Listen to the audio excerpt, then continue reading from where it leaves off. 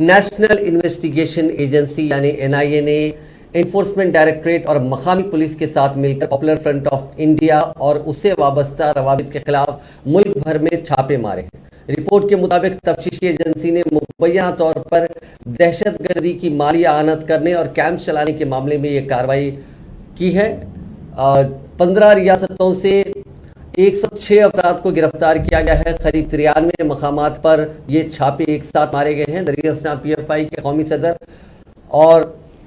सदर OMA सलाम और दिल्ली के सदर परवेज अहमद को भी गिरफ्तार किया गया है। रिपोर्ट के मुताबिक उनमें से कुछ गिरफ्तार शुदगान को NIA की दिल्ली दफ्तर लाया जा सकता है। ऐसी सूरत हाल में NIA के दफ्तर की हिफाजत में इजाफा किया गया है। रिपोर्ट के मुताबिक NIA ने केरला, आंध्र प्रदेश, तेलंगाना, कर्नाटका, तमिलनाडु समेत मुतअद्दिद रियासतों में PFI और उससे वाबस्ता मुतअद्दिद मकामात पर छापे मारे। जिन अफराद को गिरफ्तार किया गया उन पर मशकूक सरगर्मियों में मुलविस होने का इल्जाम है। ये गिरफ्तारियां NIA के अलावा रियासती पुलिस और ED ने भी अंजाम दी है। PFI और उससे वाबस्ता रवाबित के खिलाफ अब तक का ये सबसे बड़ा क्रैकडाउन है।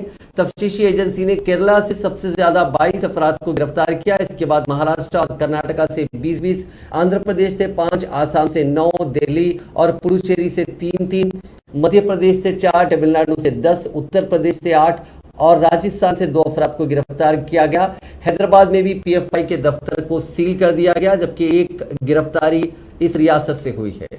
जब ये गिरफ्तारियां अंजाम दी जा रही थी तो मुख्तलिफ रियासतों में NIA के खिलाफ PFI के कारकुनों ने एहतजाज भी किया।